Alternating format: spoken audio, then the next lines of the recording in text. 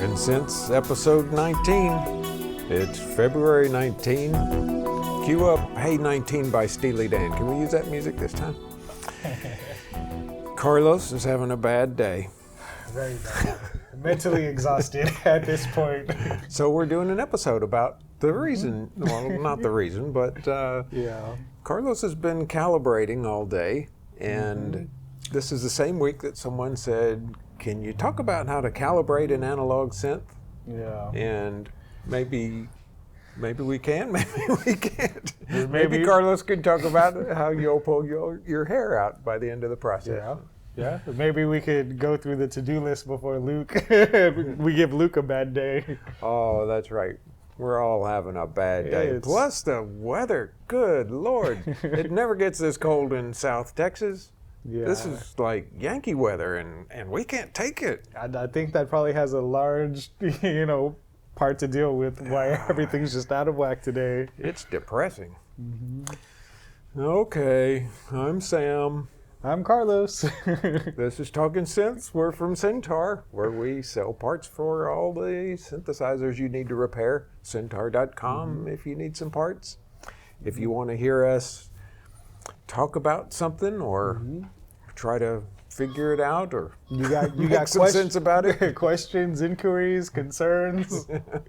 Yeah. just send an email to talkingsynths@syntaur.com. We'll do our best to take care of you. Also, if you've done any repairs and shot some video or something, send us your videos. We can do some editing, make it into a nice little package, put it up on our YouTube channel. Lots of people will thank you when they see how to fix their synths that are identical to yours. Yeah. What else we got? That's all the housekeeping I think we got to take care of. Okay, today's topic, calibration. Oh, why would you even want to have something calibrated, huh? I think we need to recalibrate you after today. Yeah. We're going to scare people off from calibrating. No, we're not. In fact, the one thing I was thinking last night about this episode and what we should say, and the one thing I thought about calibration is, let's say you have a synth that you love dearly and it's out of calibration and it sounds like crap because of it. Should you try to calibrate it if you've never done this sort of thing before? Well, my thought was you got two options. A, you try to calibrate it, or B, you take it to a trained professional. And if you try it yourself and you screw up, then you take it to the trained professional. You're not losing anything. So why not try to calibrate it yourself? Because really, when you calibrate, you're just turning a bunch of trim pots. You're just making adjustments. And yeah, you can get way out of whack, and it can sound 10 times worse than when you started, and it can be horrible. But you haven't broken anything. You've just changed settings. Hopefully you haven't broken anything. Yeah, hopefully. Yeah. I mean, I got an Arp Odyssey here, and let's say I got a nice program pulled up, and then some goober comes along and goes, let's see what all these things do, and then I play it, and it doesn't make any sound, or it just is totally whacked, and I'm like, oh, you screwed up my nice sound. Well, it's just changing the stuff back to get your sound back, and that's all calibration is. It's just turning all the trim pots to get everything back on track. So even if you try it yourself and it sounds like, I can't say what I was going to say, but it sounds like, not very good, then you can take it to someone who knows what they're doing. They can start over and get it all good. So I guess for a point of clarification, I believe today's topic will mainly be dealing with VCOs, huh? Because DCOs are less prone to tuning stability issues? Well, that's true, but you still have to calibrate stuff. Juno 106, you got to calibrate it for it to sound right. That's true. And that reminds me of another thing I wanted to bring up. One of the scariest and hardest parts of calibrating a synthesizer, you get the service manual and you just go down the steps, but the hardest thing sometimes is, okay, this service manual was A, written by an engineer who doesn't think anything musical, so he's just talking in engineer speak. And then B, maybe he was Japanese and he was writing it in Japanese, and if you were Japanese, then maybe you could understand it. But then it gets translated into English, and it's Japanese engineering speak, and then we're trying to make sense of it in our English brains. But wait, there's more.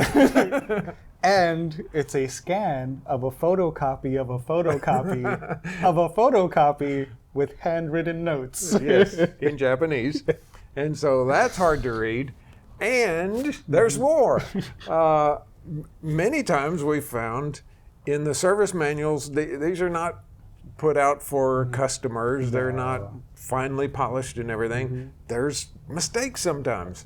And you found that exactly in calibration things before. Mistakes are just general, just missing steps.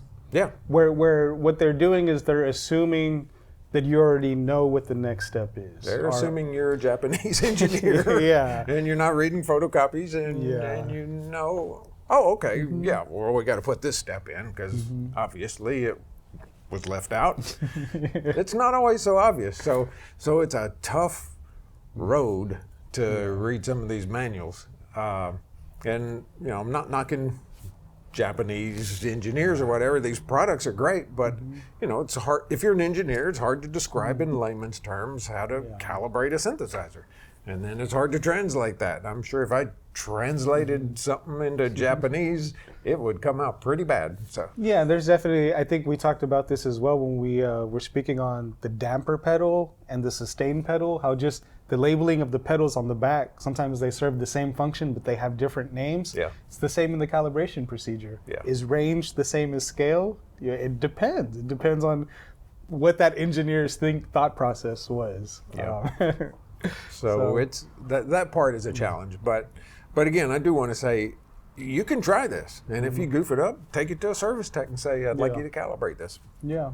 And you know, sometimes we've actually gotten equipment that someone has sold to us. You know, oh, this is broken, it doesn't work. It sounds terrible, and it's literally a quarter turn of one pot. And then the whole thing sounds great, you know. So you're not going to lose anything for not trying, right? You know, it's just give it a shot. Yeah, you know, really. Yeah. So first of all, I have this Arp Odyssey here, and I have it here because it's terribly out of calibration, and I thought it'd be a good illustration of what it sounds like. So I'm just going to play a scale on it. Lucas! What did you do? You might need to calibrate the volume on it. Oh. I tell you, if you don't use it, you lose it. There you go. All right, bad cable, but all right, here we go.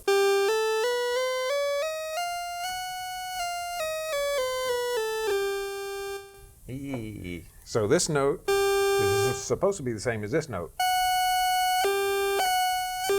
I think you just played a wonderful song by John Cage. I think that's microtonal, you know? It's microtonal, all right, but I want it to be tonal. So that's supposed to be a C. Well, I don't know if I have it tuned, and that's supposed to be a C, but really I got to play C sharp to get a C. And it's pretty off too. So you can tell the tuning is compressed, and so it's not gonna play correctly unless you fix that. So what I'm getting at is there are two basic parts of tuning as far as oscillators go, as far as scaling pitch goes.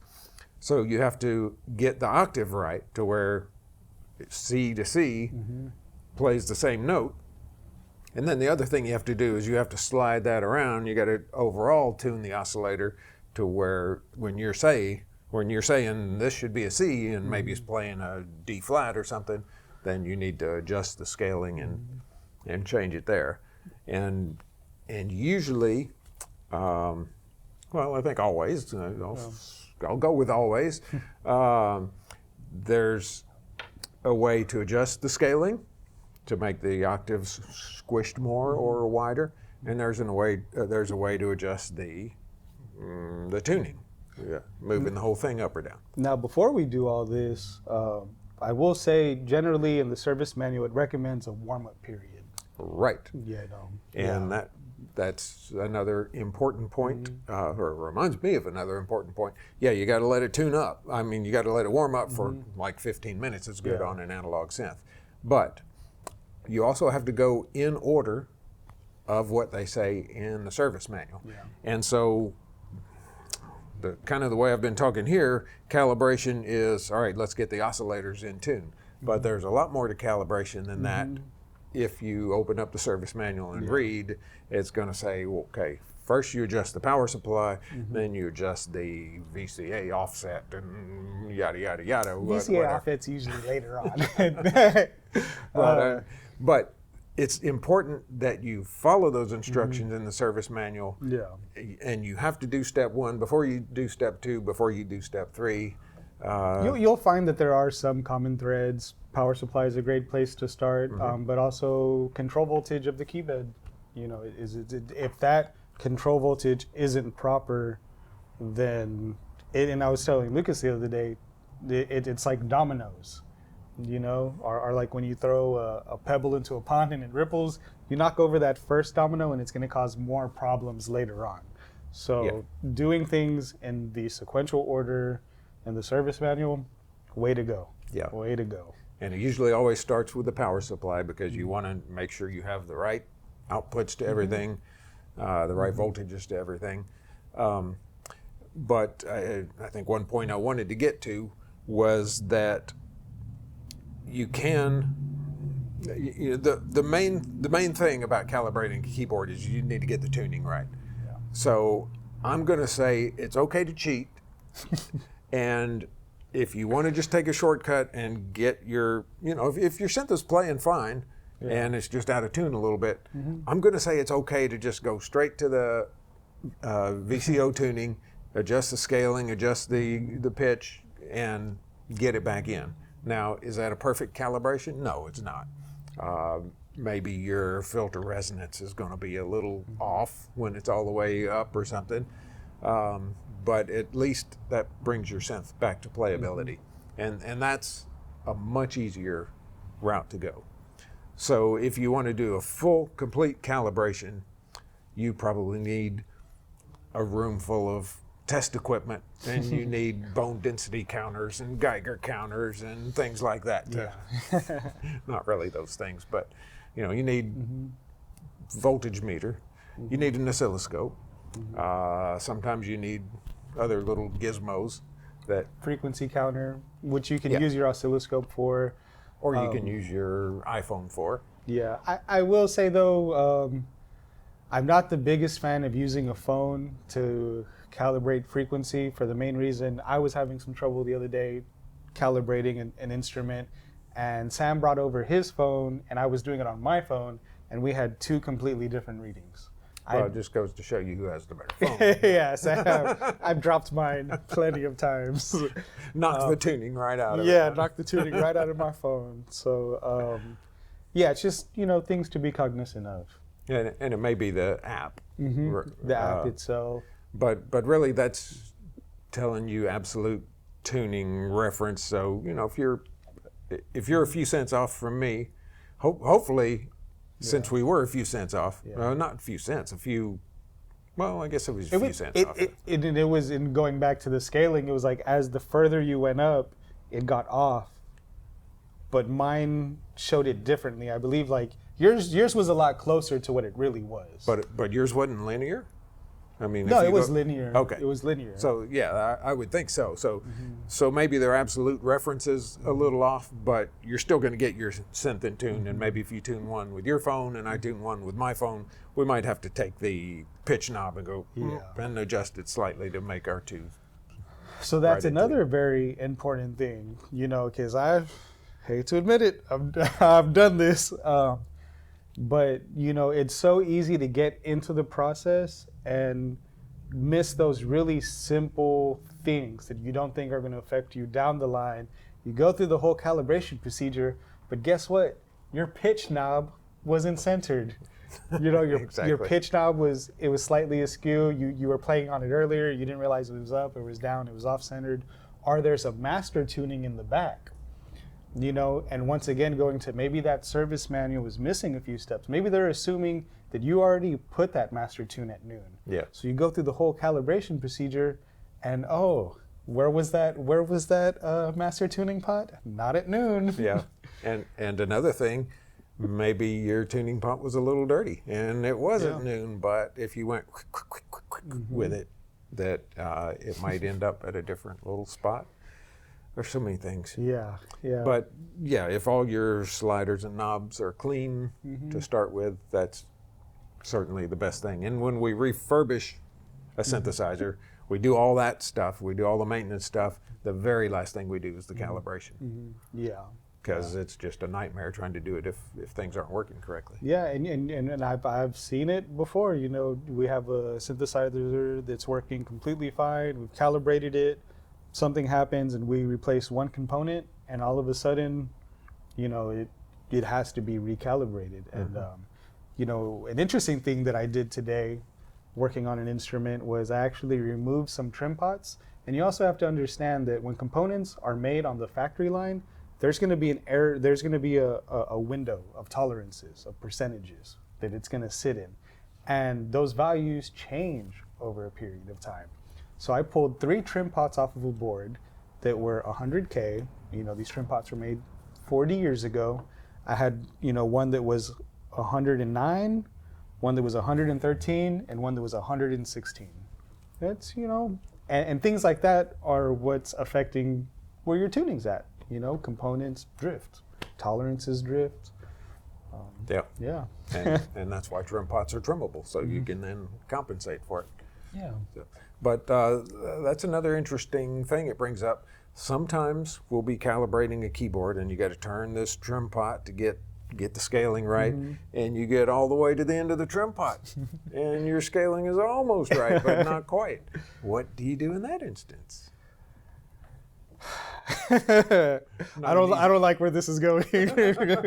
It's not an easy answer, is it? No. It's you got a King Solomon it. You know, you got a couple of options. What does that mean? You cut the baby in half. Oh God, we're not talking about cutting babies in half on this show, are we? Cutting trim pots in half. Yeah, you gotta rig it somehow. So or you can replace the trim pot. Yeah. And in fact, one thing that people do sometimes in doing a refurb is they take the old trim pots that go from here to here, and they'll replace them with multi-turn pots. But they don't always fit the same footprint, and you got to do some finagling to get them in there sometimes. Yeah. But let's say your trim pot is all the way trimmed to the right, and it's not quite enough, and you need more or less resistance. Where do you get resistance? You get a resistor. So you can, if you need less resistance on this place that the trim pot is, you can take a resistor and wire it in parallel with the trim pot, and that's gonna siphon off a little of the current and the electricity, and it's going to effectively give you less resistance. And you probably want to use a pretty high value resistor to start with, and you can just kind of wing it. And I mean, I've done that before. Just sit there with some test leads and see what works. But you basically put this resistor in parallel with the trim pot. You can drop the overall resistance that you're getting through the trim pot a little bit, and that can do the trick. If you need to add resistance, that's a little harder, because then you need to wire a resistor in series with the trim pot. So you might have to physically solder in a resistor and like pick up one of the leads of the trim pot off the circuit board and hook them together or something like that. You got to get creative. Yeah.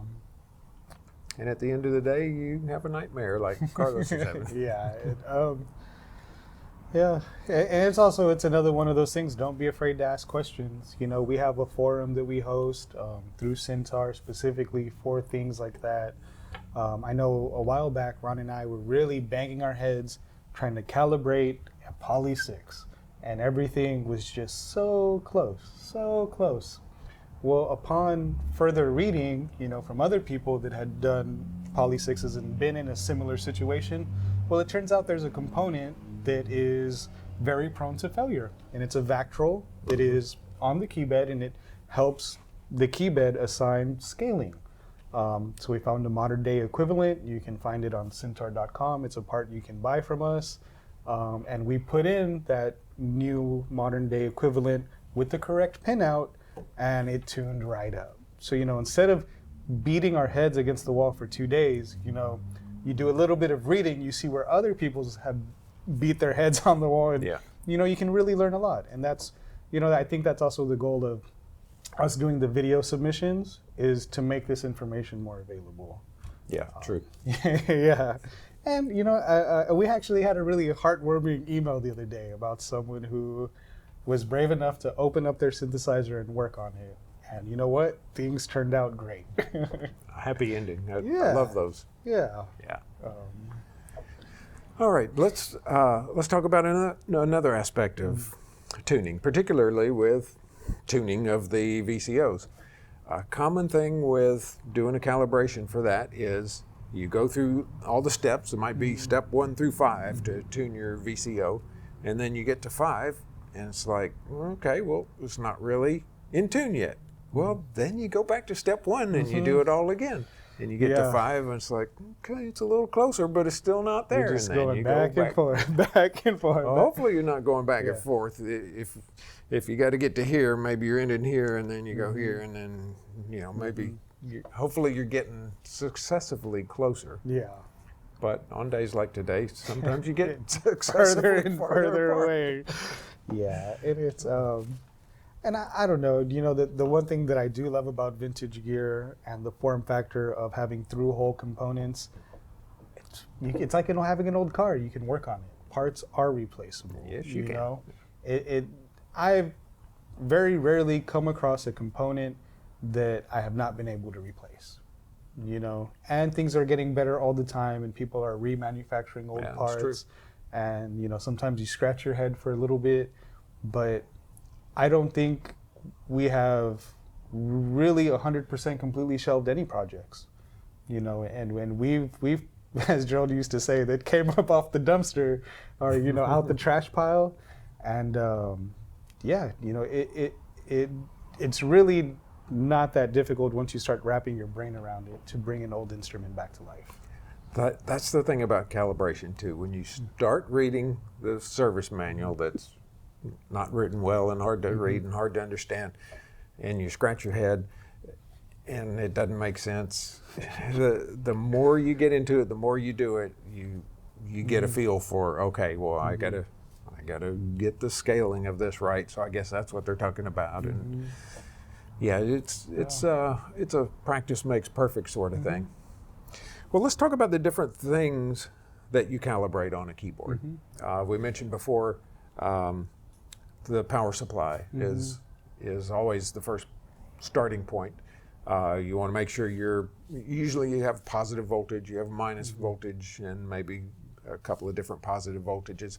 And you have trim pots often on the power supply that you dial in, and you just put a voltmeter on there and turn the trim pot until you're right at plus 15 or whatever you're supposed to be. And so that's the easy one. And that's an important one too. And then, like I said, the tuning the VCOs might be all you need to do. And so, if you were a regular Joe and you had a handy voltmeter, do your power supply, jump to your oscillators and call it a day.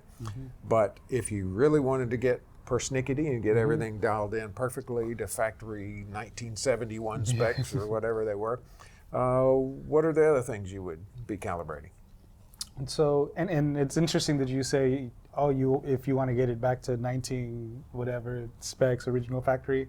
Here's the other interesting thing. Maybe you want to add a little bit of your own flavor in there.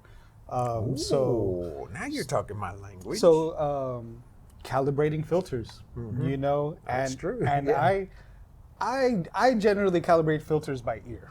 You know, I'm not a very musical person, and I think that helps me sometimes. Like when I'm calibrating, let's say octaves and scalings, because I'm not trying to listen for an octave. I want that number on the frequency counter. You know, I want to know it's at 440. But when it comes to a filter, I usually calibrate mine pretty hot. You know, and it'll give you can adjust your cutoff so you can know what frequencies are coming through. And if I know, you know, on a keyboard that I like having my filter in a certain position and what kind of sound that I want from there, well, then I'll set the slide potentiometer to that point, and then I'll run a sawtooth through it, and I'll kind of play with that trim pot and say, oh, that's where I like the resonance. Or maybe I don't want so much of the bottom end to drop out. You know, there is some room for flexibility. Yeah, you know, I've never really thought about modding a calibration, but you know, you want a little bit more output, crank the VCA trim pot a little bit. I've said this time and time again, Moog MG1, fantastic platform for modifications. Yeah. The calibration procedure in there is fantastic. Yeah, it's easy. Everything we said about hard to read calibration stuff, forget about it with the MG1. That's a great place to start. Yeah, so you know, with the MG1, I calibrate the filter a little bit hot. I gain the VCA. I kind of crank it a little bit, give it a little bit of oomph, and the further along you get in the calibration, as long as you have those solid fundamentals of tuning and scale, then it really opens up your options towards the end. Because then you get into VCA offset, VCF, the Pro 1, the Octave Cat, they have really interesting features where in self-resonance, you can use it as a third oscillator and it scales and it'll track with the key bed. If you calibrate it If you calibrate it correctly. Yeah. So maybe you want that filter to start resonating earlier. You can do that with the calibration.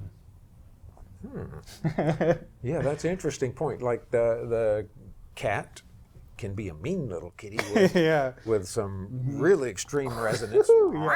Yeah. And I guess you could sort of go for that with a Odyssey or something else, because there's usually a calibration for the resonance. And the Japanese engineer, or in the Odyssey, the American engineer says it should be at 32.6. I want 32.8. Here we go. I want to take it up to 34. LFO is another one. You know, sometimes there are trim pots for excellent. LFO rate. Yeah. You want to get into audio rate with your LFO that wasn't designed to? It's a resistor value. That's all that needs changing. Yeah. Or sometimes, I think I've read some synth, I can't remember, but the user wanted to be able to have the LFO really slow, and it wouldn't go that slow. Calibrate it and make it go that slow. That's a neat topic. I didn't think we'd get into this, or I've never really thought about that aspect of it, of custom calibrations. Neat. So what other things are you likely to be calibrating? LFO, they usually have a range for that. Your VCA, they'll usually tell you that on an oscilloscope, when it's set to full, you should be seeing this much voltage on your waveform. Yeah, the duty cycle of your square wave, the pulse width, that's a pretty common one. Symmetry of a triangle. So on the square wave, you want to be able, at one end of the extreme of your pulse width, it ought to be a perfect square wave with 50% duty cycle, 50% on, 50%, or 50% high, 50% low. And if it's not, then you're getting more overtones than you should, so you dial it in that way. And then, like we talked about VCF stuff, the resonance, the filtering, the frequency of the filtering, the keyboard tracking. Most synths have a keyboard tracking on the filter to where if it's all the way up and your filter's self-oscillating, and playing basically a sine wave, then playing up the scale will be a perfect scale, and it won't be one that sounds like... Sub-oscillator is another one that usually gets tuned or calibrated, and octave transpose. That's right. That's a big Yeah. one. Like this has a switch to go up 2 octaves or down 2 octaves, and maybe you'll get your pitch just right, and everything sounds good, and then you hit the switch and go down 2 octaves, and it goes down an octave and 9/10 or something, Yeah. and that's not good enough. Yeah. Range of your pitch bend, Yeah, modulation depth with the Yeah, wheel. another one. Yeah, you want your pitch bend to go up the same amount that it goes down, and a lot of times you want it to go up an octave and down an octave, something like And that. if it has a center detent, depending on how your pitch is, then you want it, With the center detent in the center. Yeah. Yeah, Yeah. center of that range. Yeah.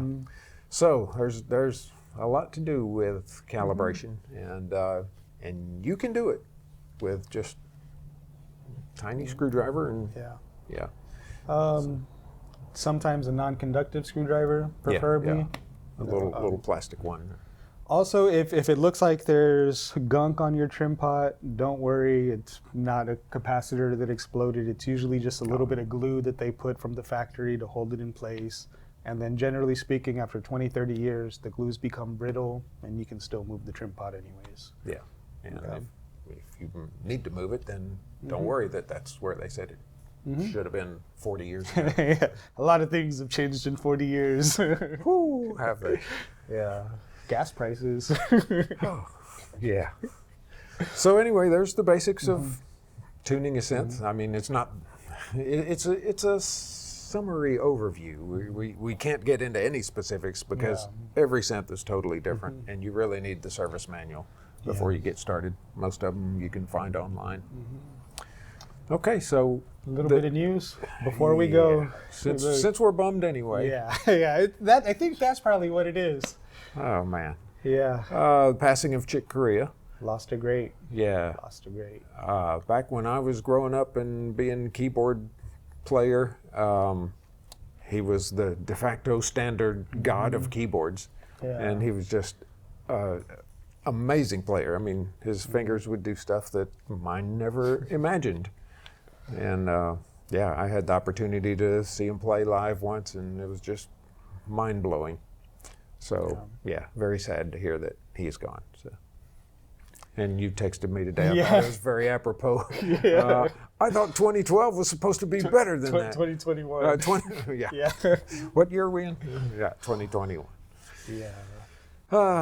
Okay. Well, hopefully next episode will be a little more cheerful. Yeah. So, but until then, we'll say modulator.